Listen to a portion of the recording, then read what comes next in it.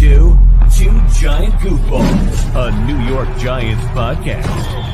Are you a goofball that loves Giants football? If so, sit back and relax as we talk about the team that both excites and frustrates us so much. And now, here are your goofball hosts, Drew and Rob. Welcome, fellow goofballs, to Two Giant Goofballs, a New York Giants podcast. I am Drew, joined as always by... Me, Rob, who left his Tupperware in the kitchen tonight. Oh. Where are you going to go ahead and put all the leftovers from the Golden Corral now? Oh, the second refrigerator in back. Okay. As long as you get some of those sweet potatoes with the marshmallows on them. I assume they carry that. That seems like something the Golden Corral would have. I would assume so. I would assume so as well. It's probably a safe assumption. So, all righty, guys. So, listen, as we said yesterday was supposed to be our way too early roster prediction show for the defense. Then, of course, Darren Waller had to go ahead and be a weirdo and come out of retirement and get traded. So, yeah, we had to go ahead and revamp and redo. Yeah. So, today is, of course, what was supposed to be yesterday, our way too early roster predictions for the defense. And let's be honest, this is a kind of a more fun side of football to talk about right now for a Giants fan, because I get offense. People love talking about quarterbacks and receivers, running backs, but the defense is definitely the star of this team. And big time. Yeah. So we got a lot better situations here to talk about. I'll put it that way. It's probably the best way to word it. Better situations. So let's get right into it with the defensive line. Now, I'm going to fair warn you guys here. When I say defensive line, we're not talking about edge rushers. We're talking strictly the big old boys up front. That's what we're talking about here. The defensive ends, the defensive tackles, the guys that are doing the dirty work that you don't always necessarily get the credit for. The dirty deeds done dirt cheap. That's what they are. Yeah. Well, not all of them really done dirt cheap because, I was about to say, Dexter, nice contract. He's getting paid a lot of money. So Dexter Lawrence is, of course, the first guy. I mean, let's be honest here. You can't talk about the defensive line and not include who is literally the best defensive tackle in all of football, clearly the best nose tackle in football. I think that's definitely at least undisputed there. But I would say he's also the best defensive tackle overall, the best pure lineman like that in the 3-4 system. And listen, the whole thing with Dexter Lawrence this year, all I care about is coming healthy. Yep. All I care about. I want a continuation of last year. Guys, literally, he was on pace for insane sack numbers for a big body defensive tackle. That's the crazy thing about him. People forget because Aaron Donald is jacked. Let's be very frank. Aaron Donald is a guy who is chiseled like a bodybuilder. He's just not a big guy like Lawrence is.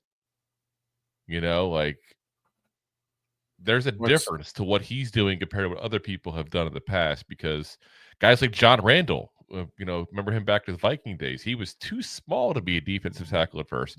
If I remember correctly, and I didn't plan on talking about him per se, so someone correct me if I'm wrong, but I believe he even started off in the CFL or something like that because he was so small, nobody thought he actually could play the position. You got, even guys like Warren Sapp.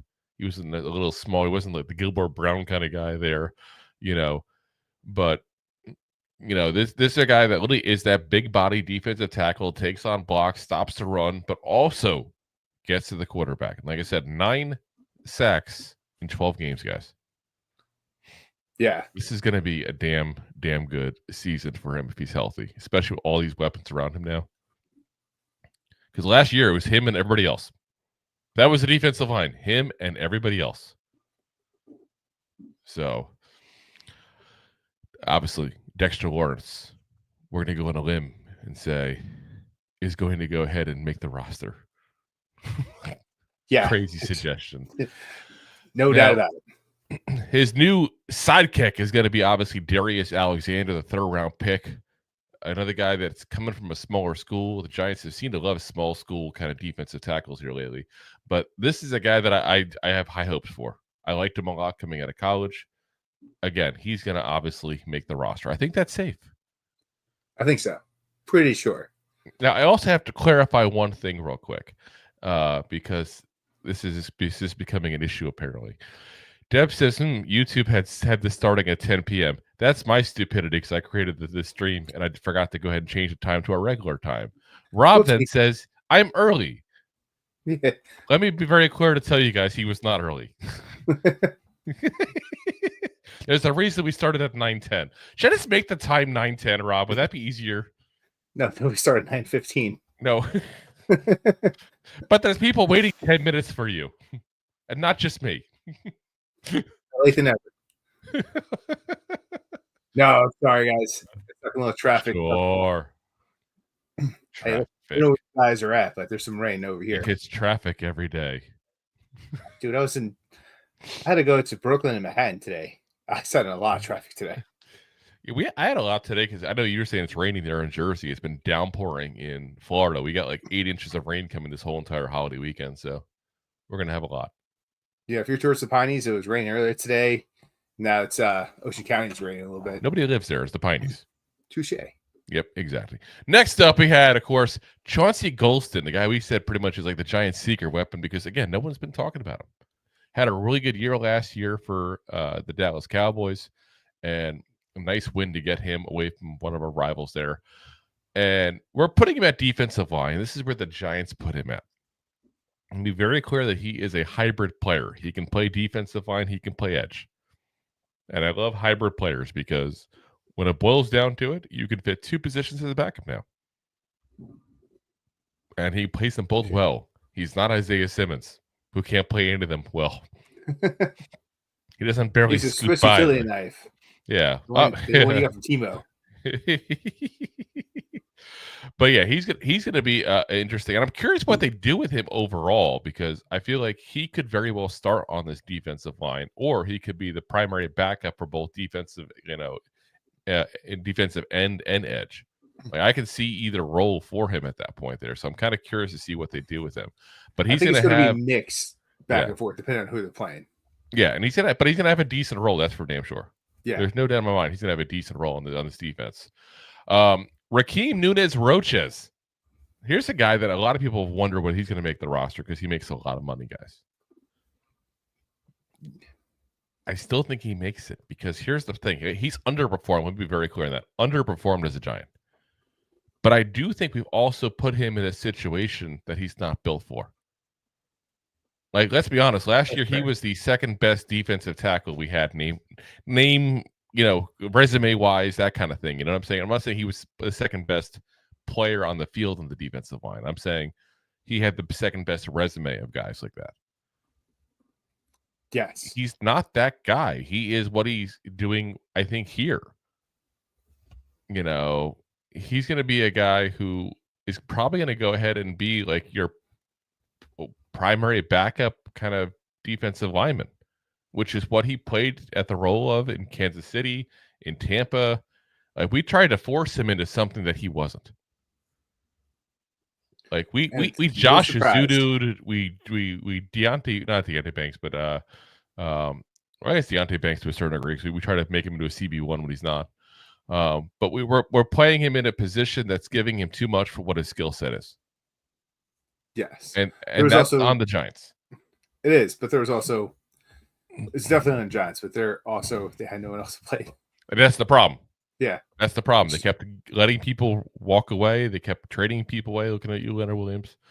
And, that's the things that we've done, and this is what we ended up with. But now he's in a position where he can be a primary backup defensive lineman. And yes, he's getting paid very well for being a backup defensive lineman. Be very clear on that. But that's what his role was supposed to be. So that's it is what it is. There, I think he stays on. I think he fits that role, and they probably hope to have a younger, cheaper option next year. But he'll finish out that last year. One potential younger, cheaper option is, of course, Elijah Chatman, who was, I think, a surprise for a lot of us last year. I don't think many people had a lot of expectations for a UDFA like that. And he kind of entered into Giants fans' hearts when he ran down the player on that. And that preseason game was against the Texans, I want to say it was against. I believe so. Yeah. And listen, I don't think Chapman's ever going to develop into a great player, a starter, or a guy who's, challenging for a starting position, but I think he's a guy that can fit on a depth chart somewhere. And if you're getting that out of a UDFA, that's a freaking win and a half, guys. Got him Goddamn, cheap. that's a win. Yeah, like that's awesome. Then we got Roy Robertson Harris, who just seems like should have like a third at the end of that. That seems like a very fancy name. Esquire, exactly. But he's a veteran depth guy, and he kind of gets lumped, I feel like, with Jeremiah Ledbetter, where these two guys both are like solid veteran defensive linemen that easily could have started last year for us, but now they're in the backup zone because we've got some names here with Alexander, Golston, people like that being added to this roster. And now they're going to be guys who will be fighting off the young guys for roster spots. Like, these guys are not going to be people that we're going to go ahead and say, okay, definitely these guys make the roster. They're going to have to fight people off. You got DJ Davidson and Jordan Riley, both, recent draft acquisitions by the Giants there that have been a backup for a few years now. Probably hit the ceiling. And that's the question. Have they hit the ceiling? What is the ceiling for these guys? And if this is the ceiling, is this the ceiling we want to deal with? Probably not, because Riley was supposed to be like a stud coming out 2 years ago. I'm not a stud, but I mean, he's supposed to be a productive player. He was the talk about preseason 2 years ago. Yeah. 2 seasons so was him and Trey Hawkins. Yeah. The third. Just saying, like, he was a late round draft pick. Anybody who bought the hype, that's the same hype that it was with their Trey Hawkins there. Yeah. Was he 7th round? I want to say he was. I mean, I can look it up real quick while you're talking about him. Yeah, I mean, big guy, big body. Yep, 7th round. So, yeah, I don't. Like I said, I don't think when you have a 7th round pick and he's been around for a couple of years and he hasn't done much, there's no reason to go crazy and hold on to him. And DJ Davidson was a reach of a pick. That guy was, most people had him as an undrafted rookie free agent. Yeah. So, yeah, not like I said, not going to hold on to roster spots for people because we drafted them if they're not performing and they're late round, day 3 kind of picks. There's no need. Keep the veterans. Keep the guys, actually belong in the NFL. Put these guys in the practice squad or bye. Yeah, and listen, that's fine. If you want to put them on the practice squad and have them see what they can do, see if they develop anymore. You got also a couple of guys who've been around for the league for a couple of years that we've had on our squad, but they've also been other squads in that time period. You got Cory Durden, who's been 2 seasons in the NFL, including last year with the Giants, and Elijah Garcia, who's been 3 seasons in the NFL, including last year with the Giants. And I think those guys probably have the least chances of making this roster, barring any kind of crazy injuries. Like, that's a fair statement. They're kind of camp bodies. So I got us keeping in this, and we'll have to see. That's the fun of a 3-4 defense. You don't know what you're going to do. You never know what you're going to get. Okay, Forrest. 7 defensive linemen. So Dexter Lawrence, Darius Alexander, that Chauncey Golston's in there. And that's probably your 3 that you definitely know for sure will be there. I'm going to say Raheem Nunez-Roches makes it. Yep. Now, I wouldn't be shocked if the Giants go to him about a pay cut. But I think he makes it. Either way. Elijah Chatman, you got to hold on to him. He showed you some promise last year. And then you got 2 more spots. I'm going to say it goes to Roy Robertson Harris and Jeremiah Ledbetter. We got the 2 veterans in there. And that's a hell of a lot better defensive line we had last year, guys. Oh, my gosh. Last year was just like a hodgepodge. Like, we literally were talking about DJ Davidson starting. And now he's not even going to make the roster based on this. Can DJ do it? No, he can't. No, DJ can. We should never have any DJ on the Giants anymore. Just saying. Just not a good name for us. But, again, Davidson and Riley are 2 people that I wouldn't mind if they put on the practice squad. I'd be okay with that. Yeah, if you want to see if they develop anymore and put them on a practice squad, that's fine. But I'm not going to hold the position for 2 guys out of hope and prayers when we got a couple of veteran guys who have done it for years now. What did 38 specialists say? You got to hold on loosely or you're going to lose control? Yes. I think that's exactly what it is. I didn't know it's 38 special until just now, though. Pretty sure it is. I don't know. Sounded good. Let's see. 38 special. Hold on. Yep, that is them. That is them. That's one of those bands you hear and you're like, I don't know any songs they do. So you hear like I 5 of them. I and know you're I've like, heard of them. oh. Yeah. Yeah. Like Shinedown is that kind of band. Only they had like 10 dozen songs. But I'm saying, like, you don't realize how many songs they do until you actually look at a list. You're like, oh my God, that was them. That was them. That was them. Yeah, Shinedown gets mixed up with like Seether sometimes. Right? They get mixed with a lot because they sound like a lot of other bands. Dad rock bands. They really do. Like they're the chicken of the rock and roll world. Like, you know, everything tastes like chicken. Everything sounds like Shinedown. Yeah. I don't know if that's a compliment or not. I don't mean it as a bad way.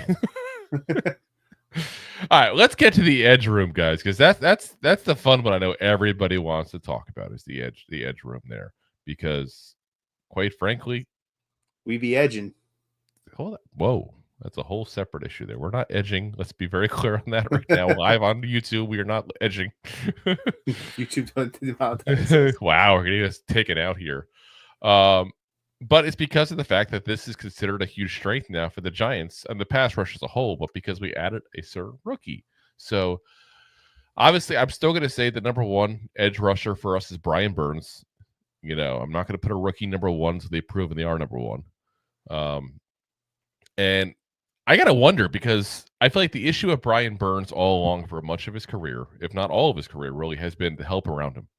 I was going to say, he played with the Panthers. Yeah, he never got help around him in Carolina. I mean, I can't exactly say he had amazing help around him with the Giants last year. No, you really can't. Like, Kayvon, again, on and off. Kayvon has good games, bad games. You know, you get some games where you're like, did Kayvon do anything? And you have other games where like, oh my God, Kayvon got 2 sacks. Yeah. Usually it's against the Commanders, but still, I mean, you have Kayvon had like 27 pressures. Yeah. You know, you had Ojulari last year. Like, he didn't really have help around him last year. He's got help this year. And that's, you know, with obviously some caveats we don't know on. Again, Kayvon's still there. Carter, we don't know what he's going to be yet fully. But I feel like this is a good chance for us to see the real Brian Burns. You know, hopefully he's healthy because he had health issues last year. He's fighting through injuries and continue playing throughout the end of the year. Hopefully he's healthy. And I think he's a guy that you can see do double-digit sacks. And I don't think he'll ever be the 15, 16 sack guy. Like, I'm not crazy like that. But maybe he hits 11. Yeah, I was going to say, if you get 10.5, 11, like... Yeah. And very much think you come again. And you get that with also his great run stopping, too, because he is very good at stopping the run and setting the edge against the running back there.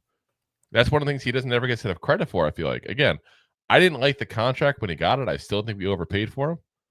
Like, I'm not going to change my opinion on that part there, but I still think he's a hell of a player. Just not a $30 million player. Yeah, I mean, we shall see. You know, but this year and the following year. The run defense never gets enough credit, though, when you're a defensive end. Like, would you rather have a guy like Yannick Ngakoue, who went how many years getting 10 sacks a season, and just didn't play the run at all? Like a Gastineau when he was with the Giants kind of player. Same with the Jets, that kind of player. Or would you rather have a guy like Burns who's going to get you 8 to 10 sacks and do really good run defense? Yeah. I mean, either answer is right, by the way, I should say. Like, I'm not trying to say either one's wrong or right. There's benefits to both, obviously. Well, yeah. I mean, not every team is just going to straight throw the ball constantly. They're going to start running the ball. So you got to have that, you know, you got to be able to stop the run. Now, Jay says, if top of the market is $42 million, 28 for Burns is great. Is it? Is he the top of the market? Like, again, I'm not trying to disrespect the man. I respect a lot of what he did last year for the Giants. He was not in a good situation, wasn't healthy. He didn't have any help around him. But you want to put him at top of the market? You want to put him with Myles Garrett? TJ Watt? Was he that kind of player? Yeah, but that's not what Jay's saying there. He's saying that the average edge player is $25 million. So the top of the market is 42. So when you pay $28 million for Burns, isn't that bad? I don't know. So that's the new market. It's called inflation, Drew. I know. I trust me. I see it every time I go to the grocery store. Inflation. I know all about it. As my Cocoa Puffs now cost twice as much. So do your edge. It's my Cocoa Pufflation. Yeah, Cocoa-flation. At this point, I even get Cocoa Puffs. I go over to Walmart and get the big bag with the Ziploc top. Yeah. I don't know what it's called, but it's got dinosaurs on it. That's all I know. And Jay says Cocoa burritos Dino. are $15 now, unless you go to Chipotle. Then they're $20. Ugh. Yeah, exactly. Have you got a Taco Bell recently? Woof. What was that? Have you got a Taco Bell recently? Woof. No. I listen. It's a guilty pleasure of mine, Taco Bell. It really is. And I still miss the caramel apple empanada, though I did not eat it when they brought it back temporarily because I don't want to get hooked on it again and then have them take it away again. Just to rip out your apple heart. Exactly, but they were very good back in the day. So, yeah. See, real quick, Ray also asked, hello, everybody. Is Darius Alexander injured? Haven't heard much about him. Yes, he's been battling an injury, though we haven't got much details on it. So, nothing horribly, or we probably would know by now, to be honest with you. Let's see here. He says, Mexi Melt was your best item. No, the chicken quesadilla. I don't know what it is. I like it. Nope. It's simple. Volcano burrito. Or the cheesy gordita crunch. Anything with the jalapeno sauce. No, anything with the Baja sauce. Oh, see, we're going to have to disagree here because the Baja sauce. Amazing. Now Jay's now booing us. I'm not sure which one he's booing, the Baja sauce or the jalapeno sauce. Jalapeno sauce. That's part of the chicken quesadilla is the jalapeno sauce. But I know it is. I always tell them light in the jalapeno sauce. They use too much. I want tons of cheese, tons of chicken, which is bad because then it's like basically just cheese and chicken on the tortilla. Pretty much just quesadilla. I know. It is what it is. It is what it is. Anyway, let's get to the rest of the guys here. So, Kayvon Thibodeaux. Obviously, listen, guys, this is a big year for Kayvon, potentially. Huge. There's been a lot of rumors about trade options with him and stuff like that. I don't think he'll be traded. I've said it before plenty of times. I stick to that. I think he'll probably be a guy that sticks around, at least for this year and the start of next year, because he's under contract for the next 2 years. And it's not a crazy, ridiculous number. I think his number 16 in year 5, so nothing crazy like that. Yeah, something like that. Yeah. So he's easily 50% of Brian Burns, to use Jay's theory here. But I do think this is a big year for him. I really do, because if he wants to be a long-term Giant, if he wants the possibility of a long-term deal, he's got to do something this year. Because otherwise, what's to stop the Giants being, we got Burns, we got him on a big deal, we got him to 2 more years after this because he's 3 more years in, end of the year, 2 more years. You got Carter, who you still got 3 years at his rookie deal plus the 5th-year option at that point after the end of the year. Maybe he becomes trade bait. The Giants don't see a future in him. But after the year. And if he wants to be a Giant, which I do think he wants to because he wants the spotlight, and let's be honest, playing in New York helps you get a spotlight, then he needs to show up. And not just against the Jets and the Commanders. Like, he needs to show up against all the offensive lines, not the ones that are the bottom 5 in the NFL. And I think he has the ability. I really do. I think he's a good player. I think he already is a good player, even. But I think he's got the potential to be better than what he's been so far. And that's the key thing is, and like Jay says, Burns and Carter's contract don't overlap. They can keep them all until Burns is done. Well, they do overlap a little bit because you got 2 more years of Kayvon. You got 3 years of Burns. I'm sorry, you got 2 years of Kayvon, 3 years of Burns left on their deals. So you got 1 year there, but you don't have any big deal for Carter until several years down the road because we just drafted him. So those 3 could stay together for 3-4 years, no problem. But Kayvon's got to do his part because you're not going to put $16 million into a 3rd edge rusher. No. If he's not doing great things.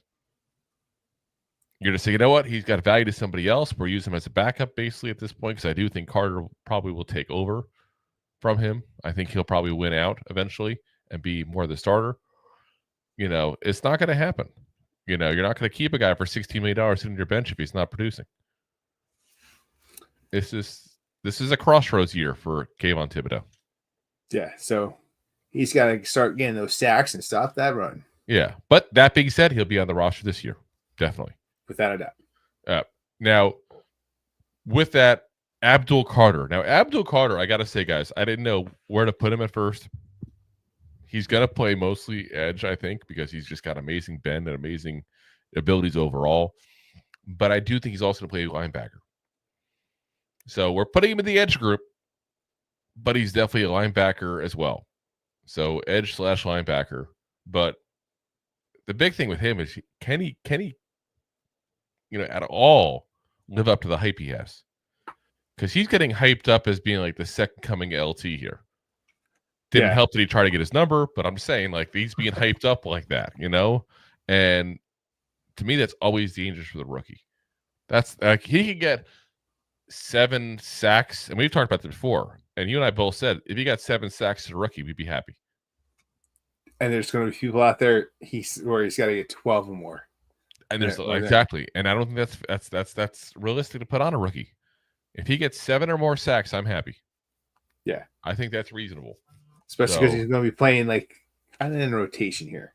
But he's also playing with other guys who can also get to the quarterback. Like he can't have 10 sacks. Burns has 10 sacks, and Dexter Lawrence has 10 sacks. But can't we? I'm just saying. Fox gets like 5. I'm just saying though, like you can't all get 10 sacks. Like it's not going to happen. Like that's just not. I'd love it to happen. Don't get me wrong, and I don't want to like give props to the Eagles and Cowboys. Remember a couple of years ago, they each had like 4 or 5 players that had 10 sacks, but it's not normal. No, that's not something realistic. Last year, right? No, it was like 2 years ago. Them and the Cowboys both had like 10 sacks for like 4 different players apiece. It was insanity, but it's not realistic. It's not messed up. Yeah. So I'm not going to expect it. I'm going to expect that. I'm going to expect him just to play solid football, be decent as a coverage guy because he's going to be asked to do coverage sometimes. And I'm also going to ask him to go ahead and have 7 sacks. And I think that's a damn good year. So Jay goes, this guy can sell a vacuum to a homeless guy and can't market his own show. I threw the challenge flag on that. Maybe, Jay, maybe.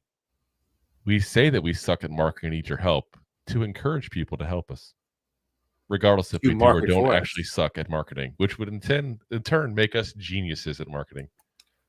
Listen, what's better at marketing? 2 guys, 2 goofballs, or hundreds of goofballs? Exactly. Though we do kind of suck at marketing. We're terrible, actually.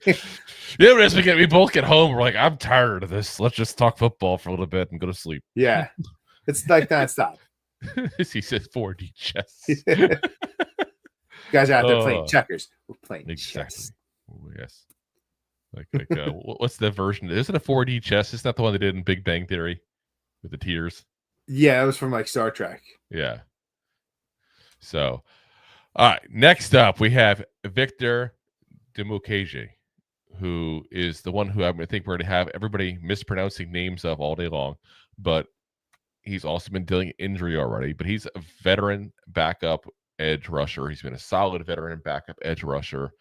I think he'll probably make the team for that reason alone because he's the only edge rusher that's done anything in the NFL besides the big 3.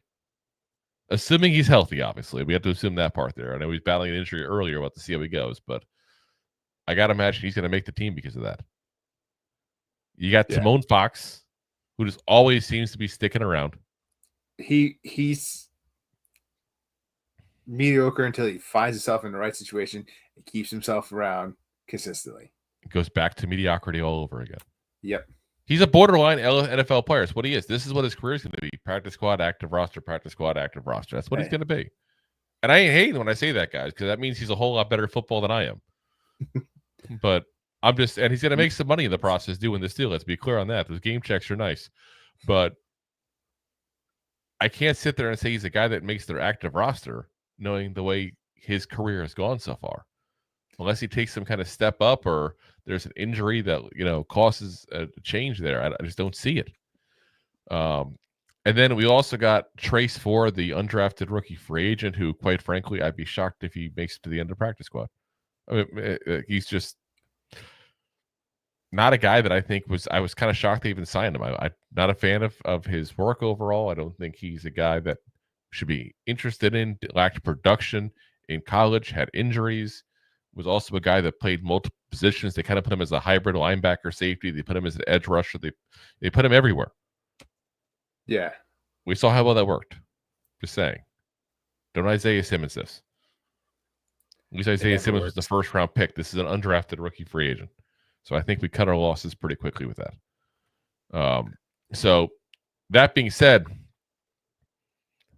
got us keeping 4 edge rushers in this group. Keep in mind, you got Chauncey Golston, who is on the defensive line technically, but can also play the position. So allows you to get a little bit light on the edge rusher position overall. So Burns, Thibodeau, Carter, obviously that goes without saying.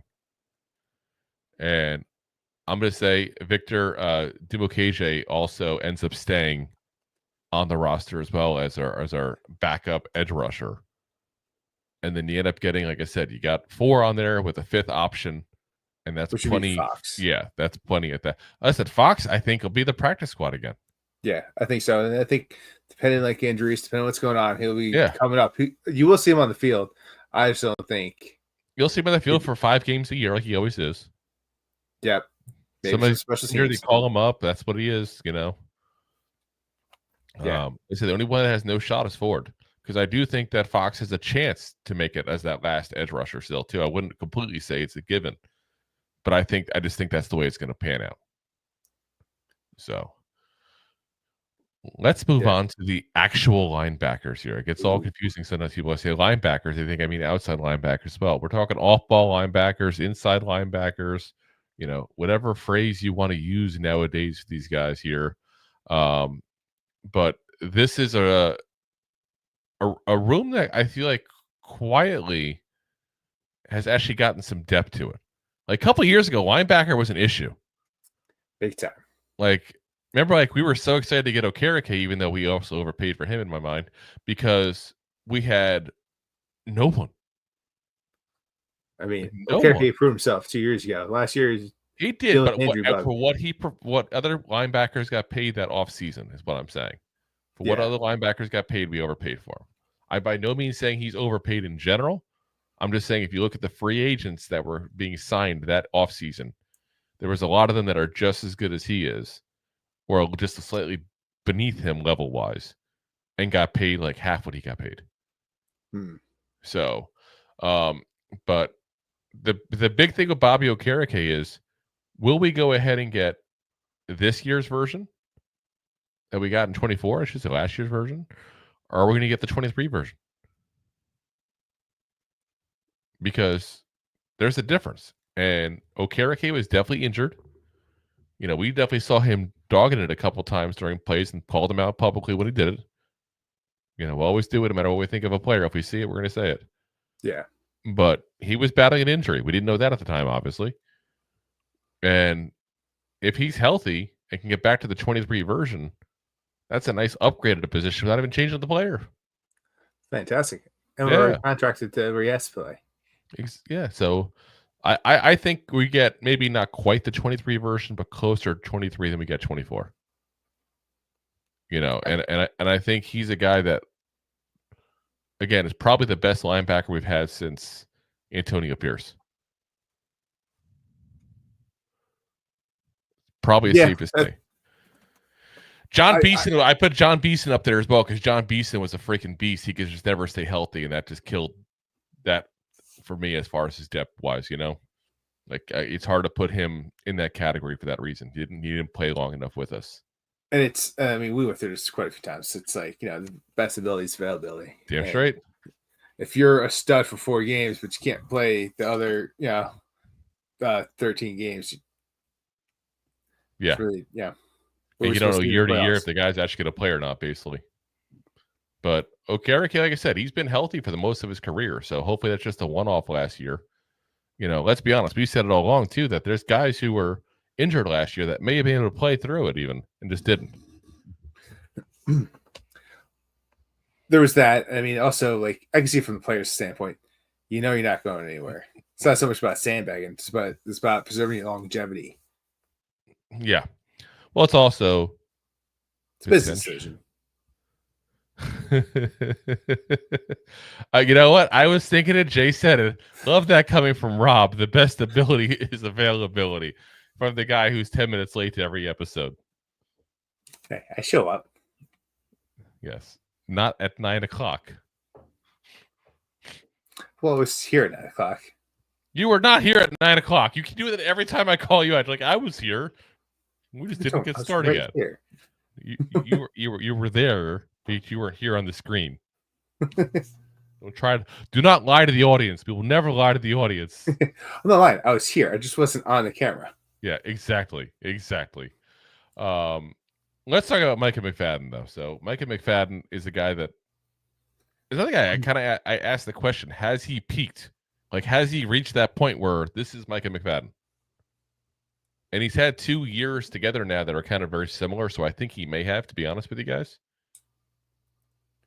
But he's been a damn good player for us. Like I said, he's just not a back you keep on third downs very often, I think you're going to see third down him come out, and you're going to see Abdul Carter go in that spot.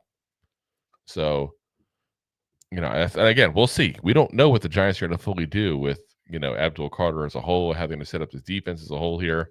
But that's just what I think is going to happen, because you saw, a couple of years ago, not as much last year, but a couple of years ago, you saw Isaiah Simmons coming in and spelling McFadden, because it's just not his forte. He's a run-stopping linebacker, and he's very good at that part of it, but he's not necessarily the best in coverage. So you put in a guy like Abdul Carter instead, who is very good in coverage, guy who played a lot of that position in college, guy who can move around and get to the quarterback as well when we need to. And it's an upgrade at that position. I like having the two of them there, and I like the way I think it's going to work, because it's going to allow you to have Carter on the field with Kayvon, with also Brian Burns. Well, obviously still having Dexter, Lawrence, Darius Alexander, those guys on there as well on the up front there. And you're also taking Micah McFadden out of the equation in the role that's not best for him. It should work out perfect. Should. We're Giants fans, so we can't say it's going to. Optimism is not our strong suit.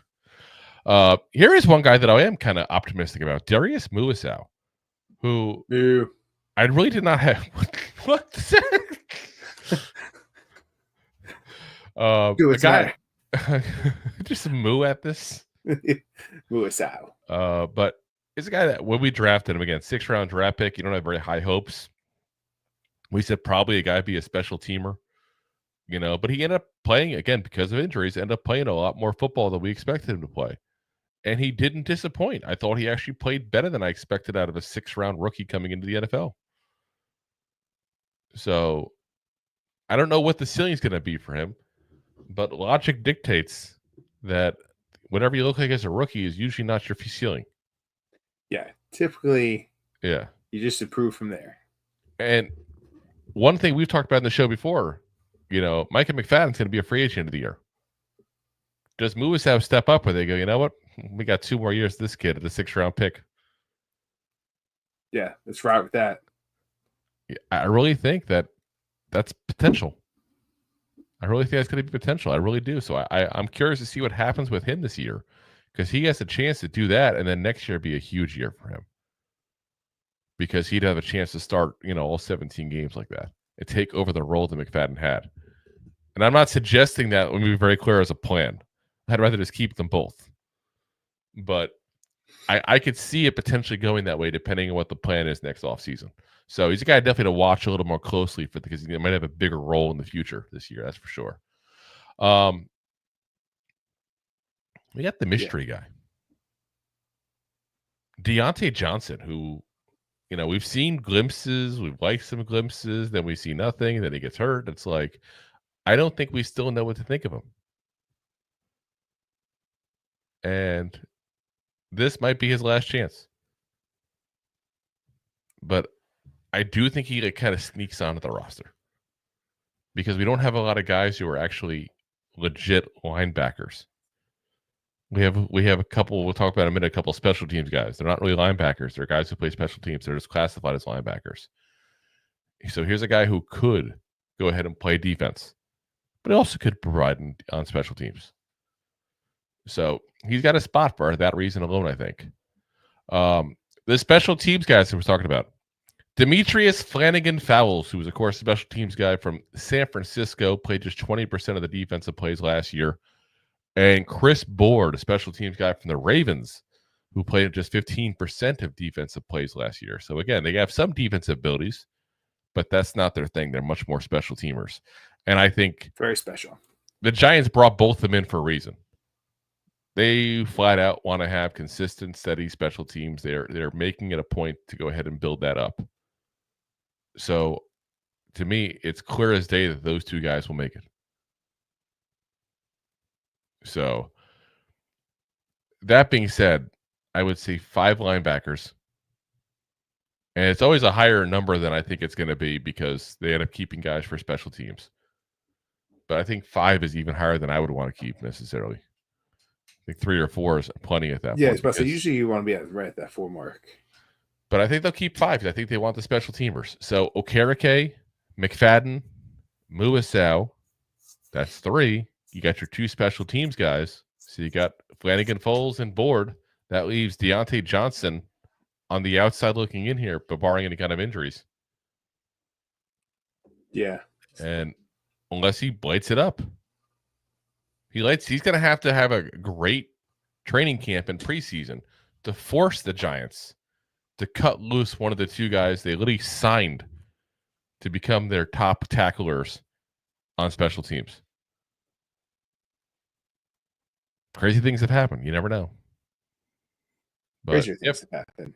If not, I'm cool with him being on the practice squad because I don't want to give up on him fully. I want to see if what he develops into. Again, small school, you don't know what you got yet. So, what he says? Jay says you're speculating with a damn microscope, Drew. Down his eyes, crossing his T's, or crossing his eyes, down his. I don't know what that means. I'm speculating with a damn microscope. You're really getting into depth. Well, it's possibilities. It's a possibility. So let's get into the corners. Once we get done paying the bills. Thanks for watching. Like the show?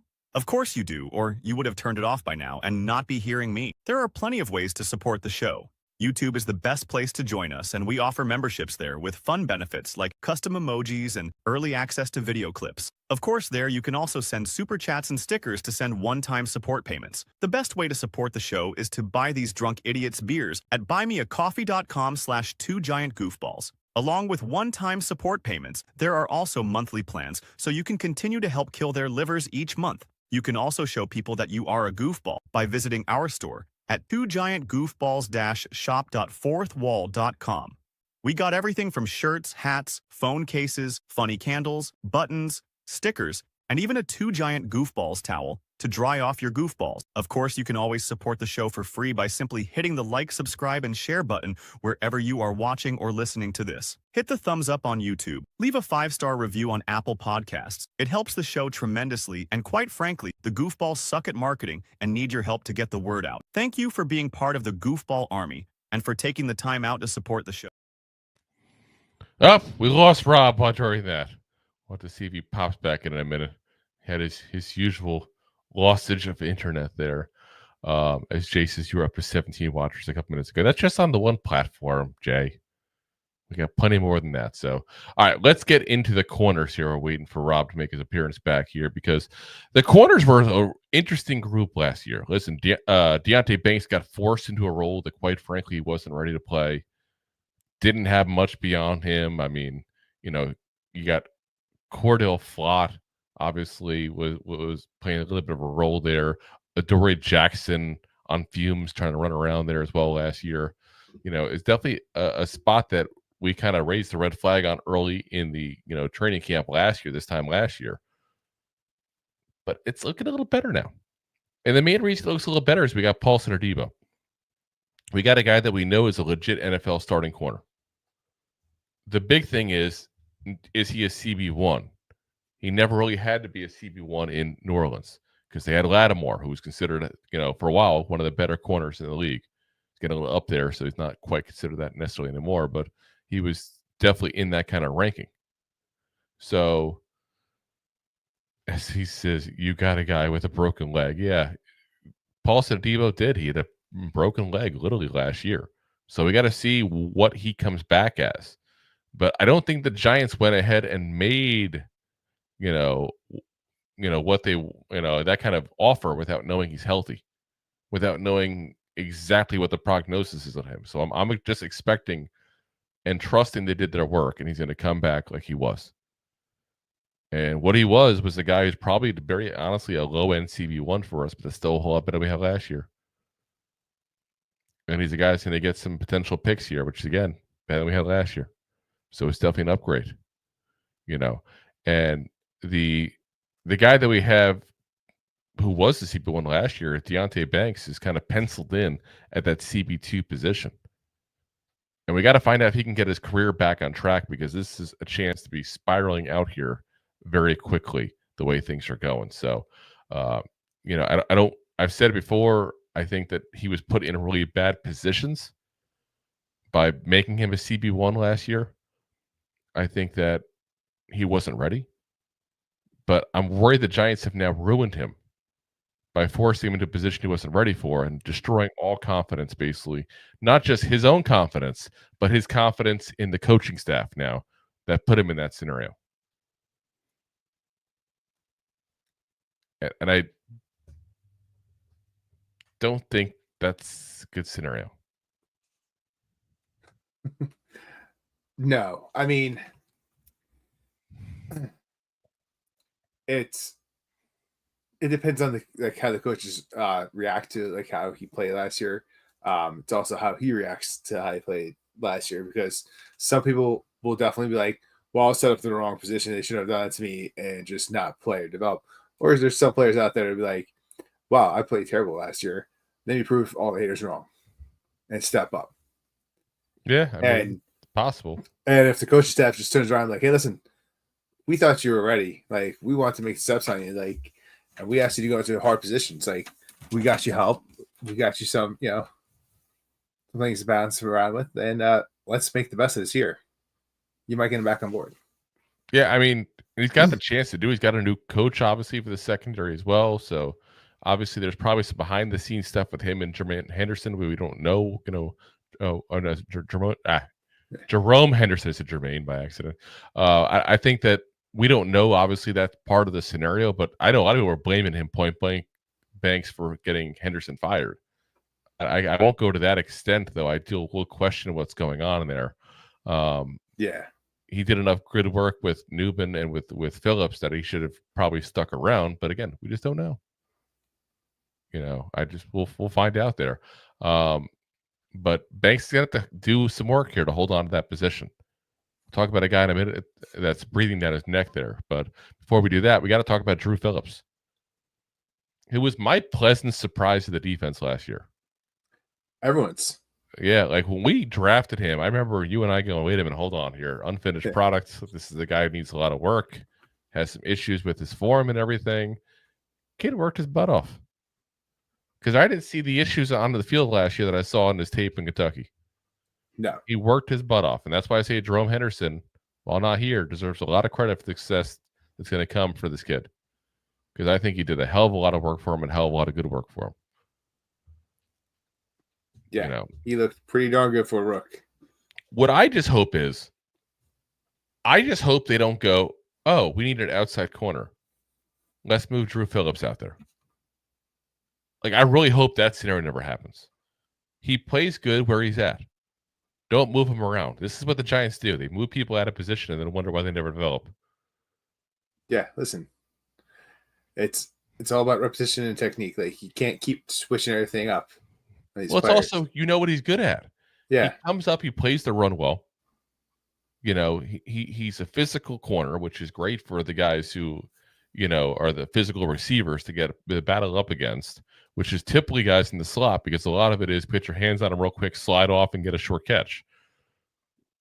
Or make that first shifty move and get that catch quick there. That's what it is. It's not the long games like that. It's the 7-8 yard kind of catches. That's what they are. They are a lot of those guys. Quick hook routes and all that.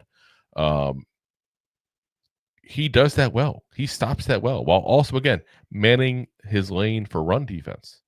He needs to stay there. I'll be very upset if they go ahead and try to put him outside again. Because I've heard rumors of that before where they go, oh, well, we could put Drew Phillips outside. No, you leave him where the hell he is. Let him succeed where he's succeeding. Don't ruin him. So don't fix a good thing. Yeah, exactly. This is why we can't have nice things. Now, the guy who very likely could be a starter this year, we'll see what happens with the battle with him and Deonte Banks right now, is Cordell Flott, who for the first couple of years did not look very good, and all of a sudden last year looked better. I'm not going to say good, but better. Took a big step up. Yeah. It took a big step up, big step down. Almost tolerable. Yeah. But I feel like he's a guy who, listen, if Banks can't step up, he's a guy that, quite frankly, could be that CB2 for us. Not ideal, though, in my eyes. No. You want Banks because Banks is the better natural talent. Again, we said Banks was a second-round pick, not a first-round pick when we drafted him. We said it was a reach, but he is a better player than Cordell Flott. Cordell Flott was a reach unto himself there. He was a third-round pick that should have been a fifth-round pick. So that's fair. It's the truth of the matter. That's what I'm saying. It is what it is. I mean, most people are like, wait, what? Hold on, what? Like, he could have been there much later on. So, listen, obviously there's something they liked. Again, he played better last year. If all of a sudden he starts stepping it up and takes another tier this year, he could be an okay player. I don't think that would be a great player, but okay player. But that's asking a lot to continue to step up and improve every single year for a young player. I mean, don't get me wrong, that's the goal. I don't think it's a likely scenario for most players to keep improving every year. Yeah. It's not. So we'll have to find out. Was that his peak last year? Or is there more room for growth? But he's definitely got a shot to do some starting here this year. I believe so. Definitely. Now, and you also got to think about it as well. It's like, Banks number one. You had Drew Phillips in there. So, like, he was playing lower in the depth. So, well, he was still a starter at times last year for outside because he is beating out Adoree Jackson for that. Correct. So that's the weird part about it is you kind of expected everybody to go down a level, but it might be Banks going down a few levels instead. Because he's looked better than him point blank in the spring. Flott has. He looked better than Banks in the spring. So, it's still early. Still a lot more to figure out. You still got, a month of training camp and all that kind of stuff with a few, preseason games sprinkled in there. And I fully expect to see both those guys out there in preseason to figure out what the Giants want to do. And if you don't see one of them, that tells you the Giants know what they're going to do. It's a fair assessment. Yeah. Now we have the guy who was the king of the town there a couple of years ago during preseason. Guy that national people were coming out saying, this kid's going to be amazing. He could be the steal of the draft. The steal of the draft. The late round drafts. Reminds me of the JPP of tight ends. But Trey Hawkins, who I do think, I got to say, for a 6th-round pick, he settled into being a depth position guy at the corner, and that's not a horrible thing. A 6th-round pick, I think you would call that a win if you just are a guy who makes it in the NFL. So many 6th-round picks don't even make it out of training camp. So, it sounds bad because that's the pick we got for, Darren Waller yesterday, but that's a whole separate issue we already ranted about yesterday. But, this is a guy that, quite frankly, has been okay as a backup.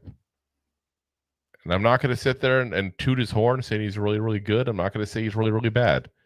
He's a guy who just fits a roster as a backup corner. Can't expect too much from that, but you'll expect at least he's not going to fully embarrass himself.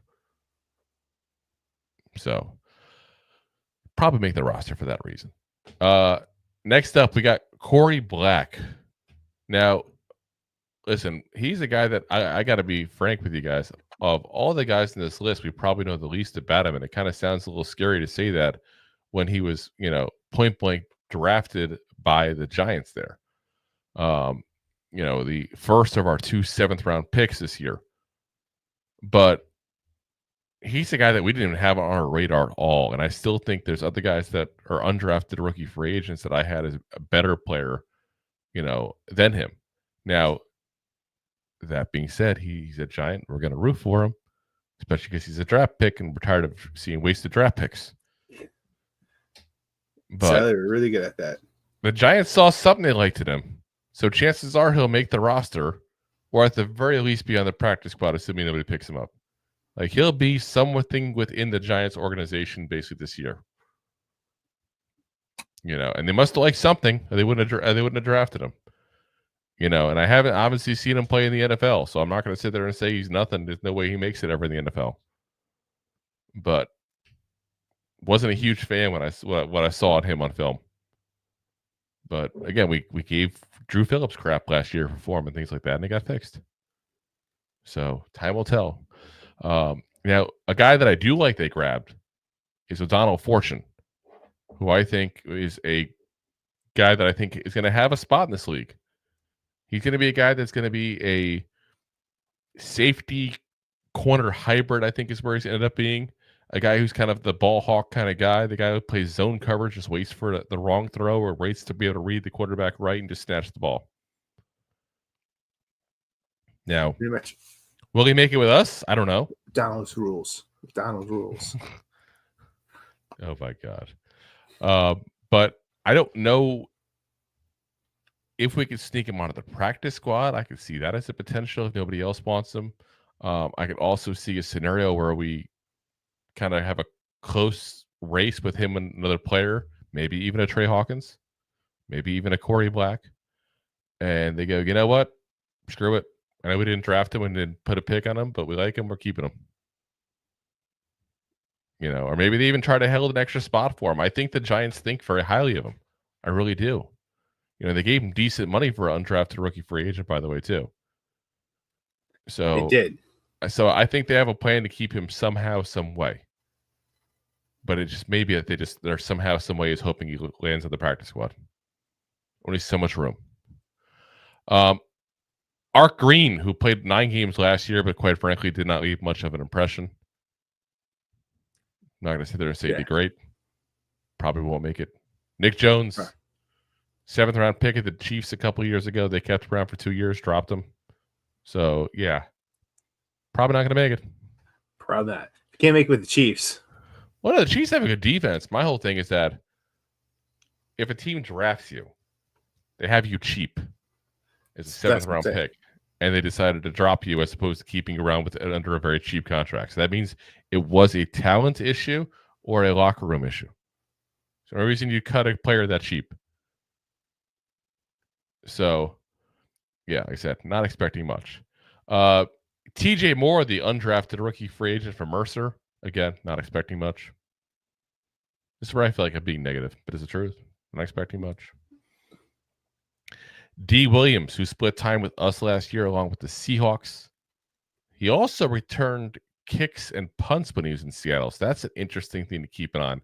I think if he somehow manages to make this roster, which I don't think he will, but I think if he somehow does, it's because of his special teams. Like, we don't have a ton of players on here that are like return specialists. D. Williams is the guy who can do that. And did it well for Seattle. They just had other people that did just as well that also played much better on defense. That's what it boils down to sometimes. So that and this fantastic. Now I got to keep it 6 corners. So Adebo, Banks, Phillips, Flott, those are the obvious ones. Like I don't think anybody thinks those guys getting cut. Even Banks, as much as he's kind of a headache, he's a 1st-round pick guy. They're not going to cut him. They're going to do everything they can to make him succeed. Yeah, at least 2 more spots. And there's 2 more draft picks by the Giants in that list. So I'm going to say Trey Hawkins gets kept, and I'm going to say that Corey Black gets kept. And they try to sneak O'Donnell Fortune onto the practice squad. About to say Fortune could be the hidden fortune. Yeah, I think that's where he ends up, practice squad. But he's got, like I said, he's got a potential to do something potentially on that field. Wouldn't shock me at all if he makes a team eventually.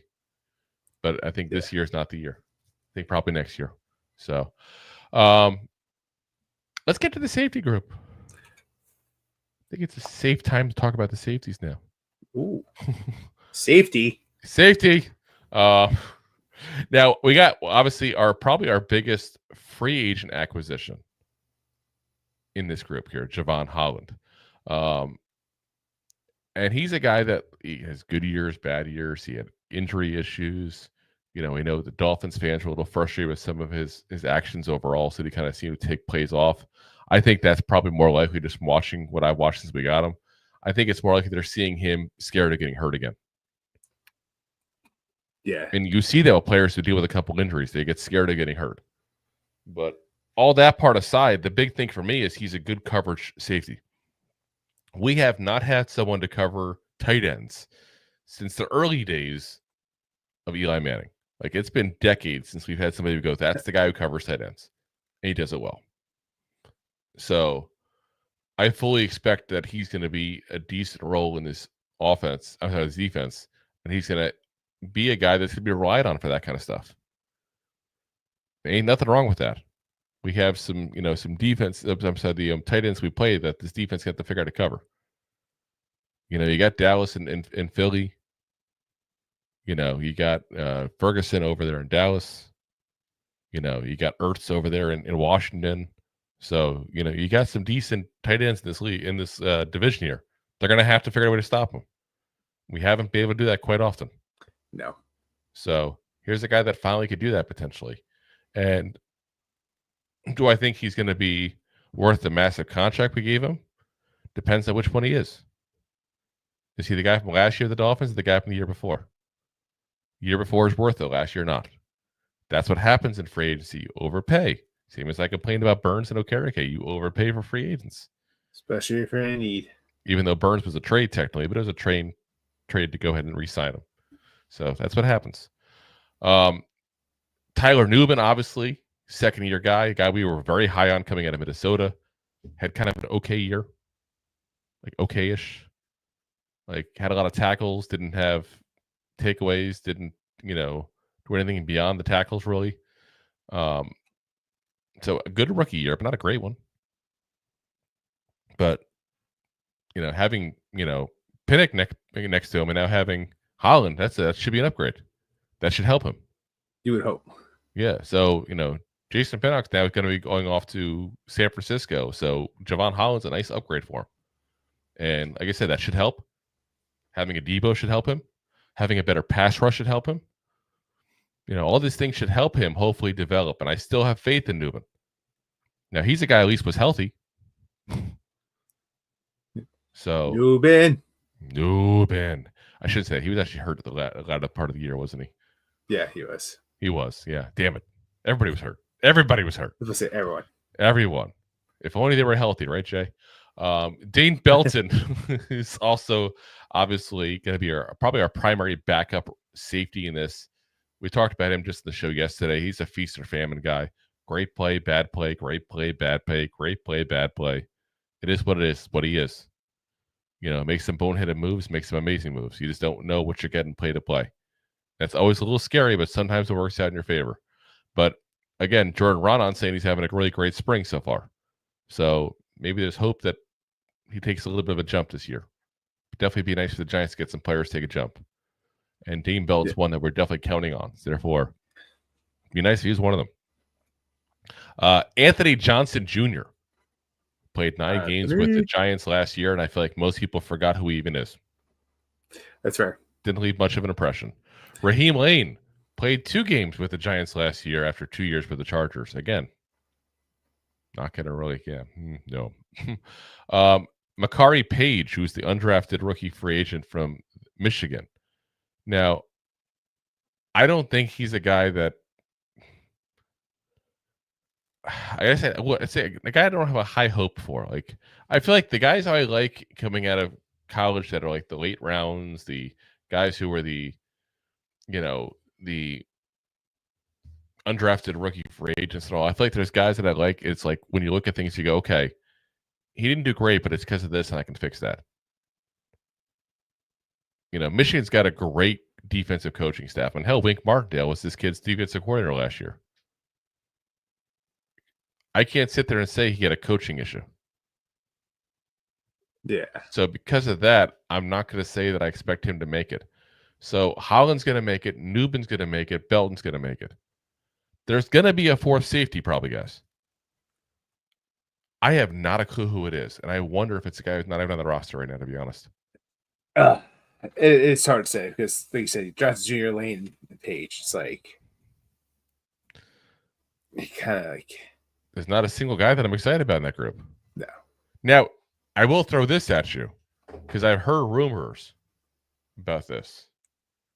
Because O'Donnell Fortune, we talked about him before with the corners. He's a guy who, quite frankly, is a zone coverage guy, and that's all he is.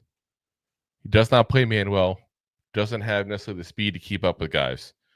And it makes me wonder if they're going to try to convert him over to a safety. And if they do, he'd be the fourth safety. I could see that. And I've heard rumors. I haven't seen them actually do it, but I've heard rumors that that's a consideration. And if it is, again, there it is. Rumor has it. Yeah, exactly. I mean, he's shown good cover skills. Again, specifically in zone. So that to me is all day long an option for somebody to be a safety. Now he's small, and that's the issue you're going to run into is you can't really sit there and throw him out there at 185 pounds and expect him to hang with the guys who are 220 pounds. Not going to work very well. Maybe he needs to go to the Golden Corral. Yeah. All righty, guys. Well, that's going to call it a night for us here. So we'll be back again, though, for you Monday night. Before we get going, obviously, everybody want to wish you guys all a happy, healthy 4th of July tomorrow. Safe one, too. Yeah. Don't be a JPP. Yeah, don't JPP it up. That's all I'm saying. Like, don't do it. Don't do it. Don't do it. Take 10 digits. Yeah. Saying drinking and fireworks don't mix. I don't know if he ever was admitted any drinking, but I have to imagine because he was holding onto a firework in his hand that he was drinking. Some people just think it's a great idea to hold a firework, and it's absolute bonkers. I get it. You hold it to light it, but then you put it down somewhere, or you light it, while it's in the ground is the preferred method, obviously. But there's some things that you can't do that with. You know what I mean? Like some of them that they just don't do that. You light it and you chuck it. Yeah, or sometimes you take a bottle rocket and you hold on to the bottle like an idiot too. But you don't light it and hold on to it. Yeah. So I'm going to suggest, for safety purposes, if you're going to do any fireworks, hire a professional. Put it into the ground or on the ground, depending on what kind of firework it is, and don't light it with it in your hand. Stick to the sparklers and the snakes. Exactly. Just don't leave the fire in your hand. Yes. Don't go chasing waterfalls. Stick to the rivers and the lakes. Well, if you're on fire, then go chase the waterfalls. Then chase the waterfalls all you want. Yeah, that might help you. Unless you're like, there's a good body of water over there, but I'm going to ignore this because I'm chasing waterfalls. Go into that body of water, whatever it is. As long as it's not toxic waste, a.k.a. the Hudson River, you're good to go. Yeah. Trauma though. Don't go in that one. The whole thing might catch fire like a Cleveland River at that point. But yeah, like I said, guys, Toxic Avengers. Again, based in Jersey. Have a safe one. Like I said, stay safe during this. Everybody's driving after fireworks. Keep in mind there'll be a lot of drunk idiots on the road. If you are a drunk idiot, you're one of us, but go get a DD, go get an Uber, do the safe things. And I know Uber is going to surcharge the hell out of you, but it's a whole lot less of a surcharge than whatever your traffic tickets would be. Yeah. Potentially your jail sentence. So that Dewey's it's up there. It's over 10 grand these days. Yeah. So yeah, and as it should be, point blank. So do what you got to do to be safe, everybody. And listen, I asked Jay. I see Jay asked us before about our 4th of July food. So it's going to be downpouring here. So I don't know what we're going to do. I wanted to smoke a pork butt, but I think it's going to have to be something indoor. I don't know what we're going to do yet, but we're debating. We'll find out tomorrow. It depends on how the weather tracks. It's Florida. You never know what's going to happen. Yeah. But yeah, smoked meat of any kind, brisket, pork butt, all that stuff. Love it. Done. Let's go. Nice grilled London broil, some steak. Some steaks. I want a lot of carcasses. Pretty much. Carcasses. Take that potato salad. Put it to the side. Why did you say potato salad with like a slight Italian accent that time? And the potato salad. It's the potato salad. The potato salad. Yeah. It's like no one wants a salad in the Irish American as it gets, and you're like making it seem like it's. Let me have a beer and let me get the fire. Yeah. Let me light the fireworks out of the grill. Jay says, I smoke everything. Well, listen, drug issues are nothing to joke around, Jay. Yeah. And then he says, Rec Tech smoker. I know it's that a Rec Tech. Is that a brand or something? It is. It is. It is. Apparently, it's like a grill smoker kind of thing there. So, yeah, I don't even use a fancy smoker. I have like a bullet smoker that I got for like $30 on clearance at Lowe's. It's supposed to be like $100 originally, and that's all I do. Nice and simple. Keep it on there for about 8 hours. Nice and low, nice and simple, and next thing you know, that thing's delicious. It's come out amazing every time, except the one time the dog got all the I was so pissed off. But like I said, guys, stay healthy, stay happy, enjoy the holiday. For those who have off extra day, like myself, and I'm assuming you do as well, Rob. No one's buying vacuums on 4th of July. Enjoy your 3-day weekend. Gotta love 3-day weekend. I'm definitely going to be lining fireworks out of the vacuums. I'm definitely going to be sleeping in tomorrow. It's gone from suck to blow. Yeah. Oh my God. You and the Spaceballs reference. We get it. We get it. Every episode, we get it. Mel Brooks has just turned on 99. and he's making Spaceballs 2. Exactly. Spaceballs 2 is coming out. So, and apparently Bill Pullman's kid's going to be out there. We'll find out if he's going to be like the prince now. It would make sense. So, it does. He'll be a Jewish prince. All right, guys. Again, we'll see you guys on Monday, 9 p.m. Eastern Standard Time. As always, we are live every Monday, Wednesday, Thursday on our preferred platform, YouTube, along with, of course, Facebook, X/Twitter, Twitch, and of course Rob's favorite, don't take that profile, my LinkedIn profile. And of course, as always, we're available the next day on all the audio podcast platforms: Apple, Spotify, iHeartRadio, Pandora, all the big ones there. So if you guys haven't already, hit the like, hit the subscribe, hit the share, hit the thumbs up on YouTube. Tell a friend about the show, because again, we kind of admitted we don't actually suck at marketing, but we are the vacuum salesman of marketing. Yes, that we suck at marketing and we need your help anyway. Listen, in all fairness, it's not that we suck at marketing, it's that we both work 9 to 5, so we don't have time to actually do any marketing. Yeah, so they're 9 to 5, so more like 10-hour days, 12-hour days. Yeah, when I say 9 to 5, I mean 7:45 to 5:30 for me. Yeah, it's just about. Yeah, so yeah, it is what it is.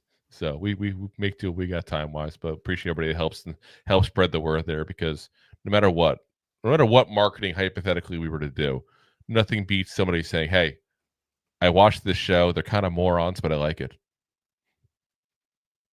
Yeah. So appreciate you guys helping these morons out. So we'll see you guys Monday.